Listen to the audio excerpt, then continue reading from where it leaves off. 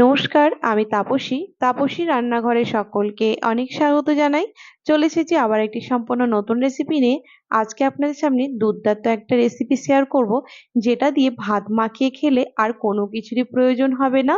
তো চলুন, এই যে আমি এখানে নিয়েছি ওল। ওল কিন্তু এখন বাজারে উঠে গেছে, প্রচুর পরিমাণে পাওয়া যাচ্ছে।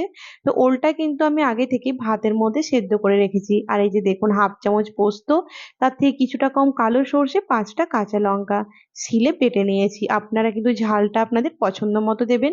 এই মাখাতে, ওল মাখাতে ঝালটা একটু ভালোই বেশি ভালো লাগে। এই যে দেখুন, ওলটা ভীষণ গরম রয়েছে, তাই ভালো করে মানে একদম মসৃণ করে ওলটাকে কিন্তু মাখিয়ে নিতে হবে।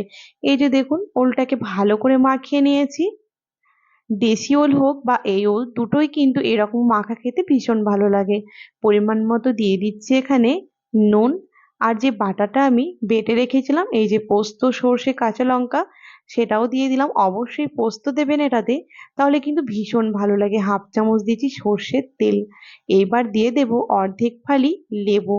এবার বলুন তো মেলবন্ধনটা কেমন হয়েছে? অসম্ভব ভালো লাগে এটা খেতে। এবার ভালো করে মাখিয়ে নেব। এই যে সর্ষের তেল, আর ঝালটা আপনারা কিন্তু আপনাদের পছন্দ মতো দেবেন। তেলটা এর থেকে আপনারা বেশিও দিতে পারেন, একটু ঝাঁঝালো ভাব হলে আরো ভালো লাগে। আর এখানে আপনাদের পছন্দ মতো ঝালটাও কম বেশি করতে পারেন। দেখুন, সুন্দর করে করে নিলাম। এইরকম ভাবে যদি ওল মাখা থাকে, ভাবুন তো ভাতের সঙ্গে কি সত্যি আর কোনো কিছু প্রয়োজন আছে? ঘরে কোনো কিছু যদি অনেক সময় নাও থাকে, এই ওলটা থাকে, বা যে কোনো দিনে আমরা তো মাছ ভাত মাংস সব খেয়েই থাকি, এরকম ভাবে ওল মাখাটা একবার করে গরম ভাতের সঙ্গে খেয়ে দেখবেন। চলুন একটুখানি গার্নিশিং করে নিই। দুটো কাঁচা লঙ্কা আর এক ফালি এই যে লেবু দিয়ে দিলাম। আর ওপর থেকে দিয়ে দেব আবারও এই হাফ চামচ মতো সর্ষের তেল।